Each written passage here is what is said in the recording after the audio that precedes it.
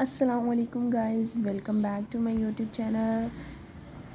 आज से हम इंशाल्लाह अपने चैनल पे जो है वो एक सीरीज़ स्टार्ट करने जा रहे हैं जिसमें हम स्टडी करेंगे फ़िज़िक्स को according to the new syllabus 2025 and 26।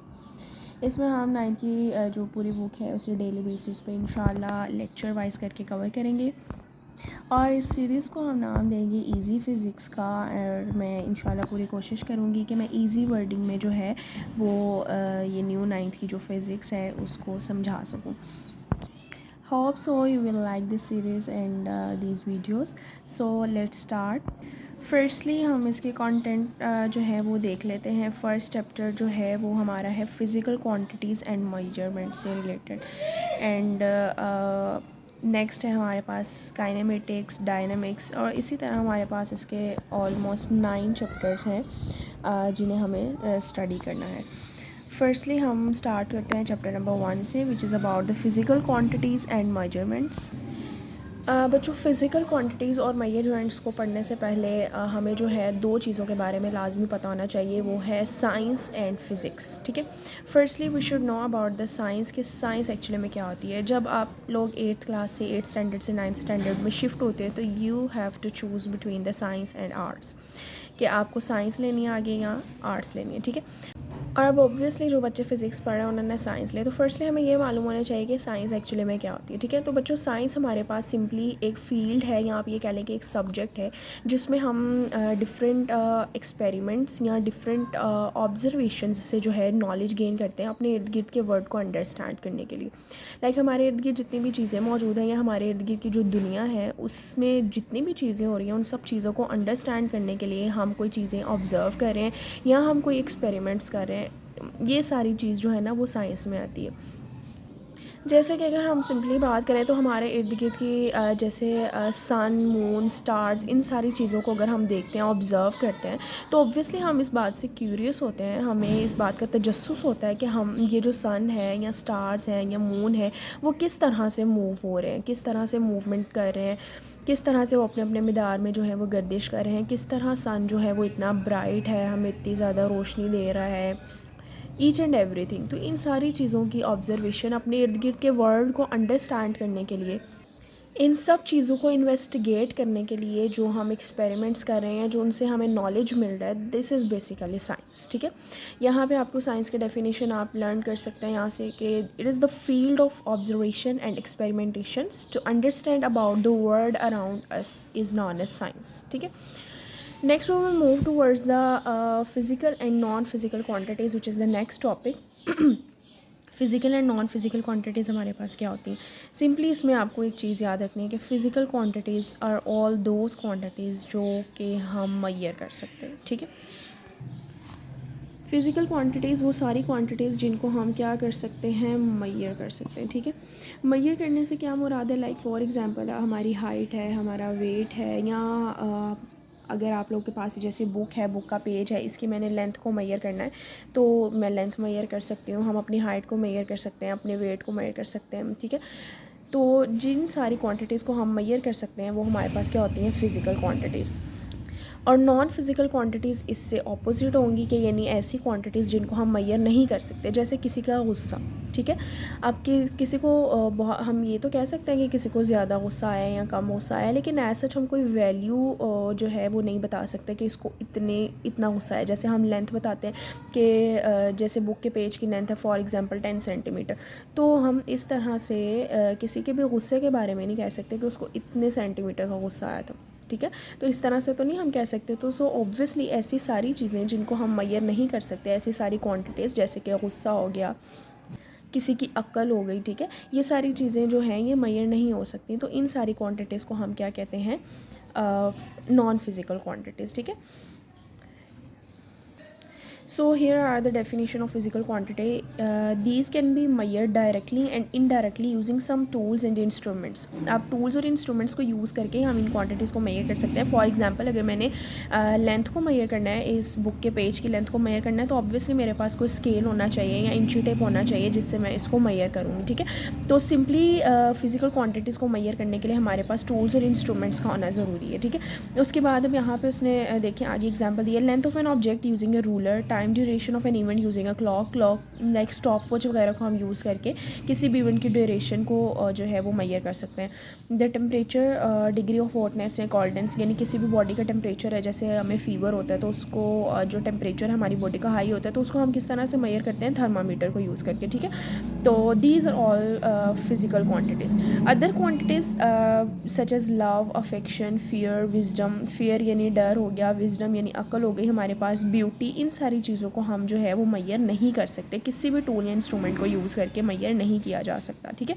तो ये हमारे पास सिंपली क्या है, नॉन फिज़िकल क्वांटिटीज़, और ये बेस करती हैं ह्यूमन परसेप्शन और इंटरप्रिटेशन, यानी कि एक इंसान जो है वो उसको किस तरह से ले रहा है, लाइक सामने वाला किस तरह से आपके गुस्से को देख रहा है, या उसने क्या परसेप्शन की है कि आपका गुस्सा ज़्यादा है या कम है, इस चीज़ पे जो है वो डिपेंड करता है। Non physical quantities mostly human के बिहेवियर्स वगैरह को, या उसके फीलिंग्स या उसके इमोशंस या सोशल इंटरेक्शंस जो होती हैं उसको देखने के लिए जो है वो यूज़ होती हैं, ठीक है, उसको अंडरस्टैंड करने में हेल्प करती हैं।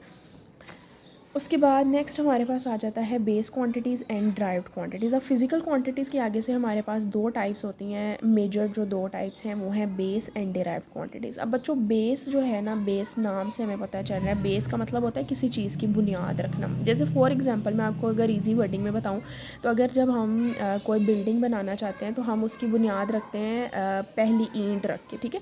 हमने एक ईंट लगाई, अब वो एक बेसिक बुनियाद पड़ गई है आपकी बिल्डिंग बनने की, ठीक है। अब उसी ईंट के साथ मज़ीद आगे ईंटें लगती जा रही हैं एंड फिर एक पूरी बिल्डिंग या एक पूरा रूम जो है वो तैयार हो जाता है, ठीक है। अब हमने क्या देखना है, अब आपने बेस और ड्राइव क्वांटिटीज़ को इसी एग्जांपल से हम समझने की कोशिश करते हैं। मैं आपको पहले बता देती हूँ कि बेस क्वांटिटीज़ हमारे पास होती हैं बुनियादी क्वांटिटीज़, यानी ऐसी मिकदारें, ऐसी क्वांटिटीज़ जो किसी भी दूसरी क्वांटिटी की बुनियाद हो सकती हैं। जैसे अभी मैंने आपको बिल्डिंग की एग्जांपल दी है कि हमारे पास अगर एक बिल्डिंग है, उसकी जो बुनियाद है, बेस है, वो कौन है, हमारे पास एक ईंट है, ठीक है। अब वो ईंट बुनियाद किसकी बन रही है, बिल्डिंग की, पूरी बिल्डिंग की, ठीक है। तो हम ये कह सकते हैं कि जो आपका है वो ईंट है वो हमारे पास बेस क्वांटिटी है, और उस बेस क्वांटिटी के मिलने से जो एक पूरी बिल्डिंग बन रही है वो डिराइव्ड क्वांटिटी, ठीक है, हम ऐसे कह सकते हैं। तो मतलब बेस क्वांटिटीज़ किसी भी दूसरी क्वांटिटीज़ की बुनियाद हो सकती हैं, यानी इनसे हम नई क्वांटिटीज़ को बना सकते हैं। लेकिन डिराइव क्वांटिटीज़ ख़ुद किसी और से बनी होती है, इनसे हम मज़ीद कोई क्वांटिटी नहीं बना सकते हैं, ठीक है। इन दोनों में मेजर डिफरेंस ये है। जैसे हम एक ईंट से ईंटों को मिला के बिल्डिंग तो बना सकते हैं, बिल्डिंग्स को मिला के तो ईंट नहीं बन सकती ना, सेम इसी तरह बेस क्वांटिटीज़ को मिला के हम डिराइव क्वांटिटीज़ बना सकते हैं, ठीक है। लेकिन डिराइव क्वांटिटी से आगे मज़ीद कोई क्वांटिटीज़ नहीं बनाई जा सकती। अब इसको हम डेफिनेशन यहाँ से करते हैं और फिर मैं इसकी आपको एग्जांपल्स बताती हूँ। ये देखिए यहाँ पे हमारे पास, अच्छा यहाँ से एक फ़िज़िक्स की भी डेफिनेशन है। I forgot about the physics, मैंने आपको साइंस की डेफिनेशन बता दी लेकिन फ़िज़िक्स की तो बताई नहीं, भूल गई। अच्छा चलें अभी यहीं पर डिस्कस कर लेते हैं। फ़िज़िक्स एक्चुअली में बच्चों ब्रांच ऑफ साइंस है जिसमें हम डिस्कस करते हैं फ़िज़िकल वर्ल्ड अराउंड अस, लाइक हमारे इर्द गिर्द जितने भी मटेरियल ऑब्जेक्ट्स हैं ना, उनकी स्टडी को आप सिंपली कह सकते हैं कि फ़िज़िक्स, ठीक है।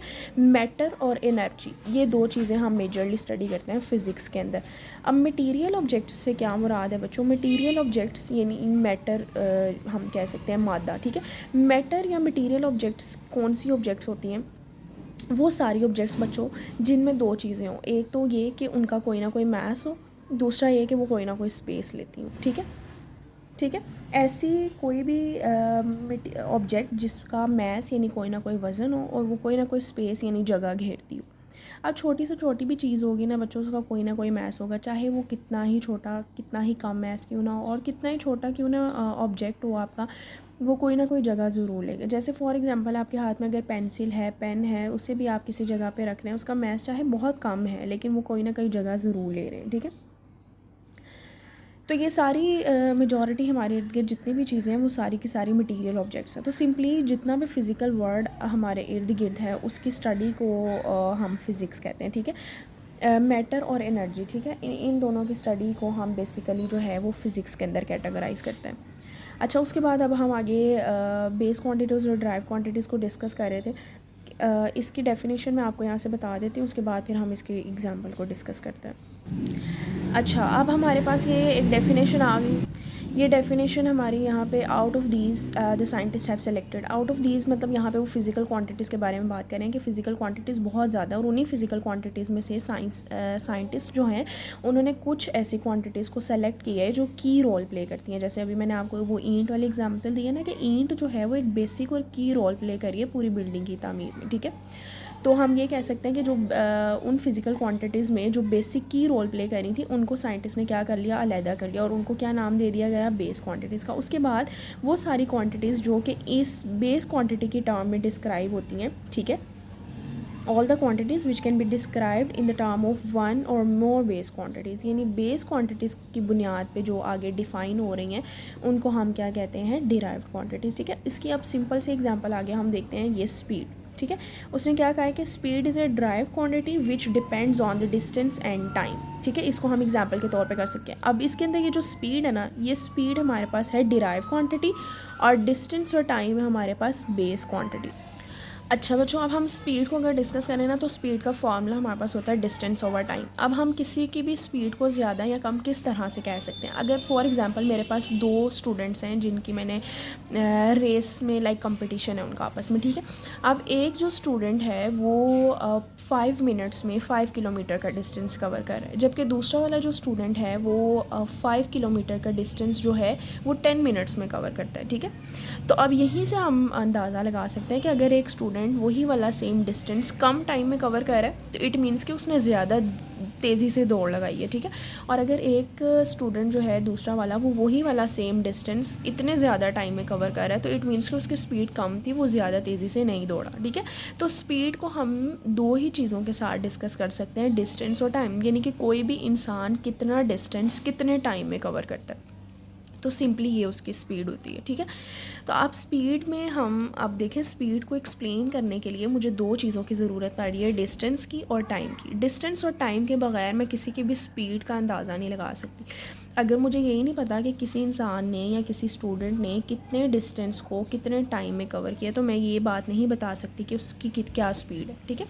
तो स्पीड को एक्सप्लेन करने के लिए मुझे इन दोनों क्वांटिटीज़ की ज़रूरत पड़ी। तो ये हमारे पास 2 बेसिक क्वांटिटीज़ हो गई हैं जो दोनों मिल के किसको बना रही हैं, स्पीड को बना रही। तो इसका क्या मतलब हुआ कि हमारे पास जो डिस्टेंस और टाइम है ये दोनों हमारे पास कौन सी क्वांटिटीज़ हो गई हैं, बेस क्वांटिटीज़, और ये दोनों मिल के जिसको बना रही हैं स्पीड, ये हमारे पास क्या हो गई, डिराइव क्वांटिटी। सेम ऐसे ही, यानी डिस्टेंस और टाइम दोनों हमारे पास ईंटें हैं, और ये ईंटें मिलके किसको बना रही हैं, बिल्डिंग को बना रही है, ठीक है। ऑब्वियसली 2 ईंटों से बिल्डिंग तो नहीं बनती, लेकिन क्वांटिटी बन जाती है, ठीक है। वो बस मैंने समझाने के लिए आपको एक एग्जांपल दे दी है ताकि आपको बेस और डिराइव क्वांटिटी की जो है वो समझ आए कि एक्चुअली में दोनों का क्या रोल है, ठीक है। तो बस बिल्डिंग वाले एग्जांपल से होप्स हो कि आपको याद रहेगा और ये चीज़ समझ में आएगी कि बेस क्वांटिटीज़ और डिराइव क्वांटिटीज़ एक्चुअली में है क्या, ठीक है। नेक्स्ट हमारे पास टॉपिक है measurement of physical quantity. Measurement of physical quantity जो है वो हम इंशाल्लाह नेक्स्ट लेक्चर में डिस्कस करेंगे। Hope so you like the video. If you want to watch more videos like this, then subscribe my channel and like the video. Allah Hafiz.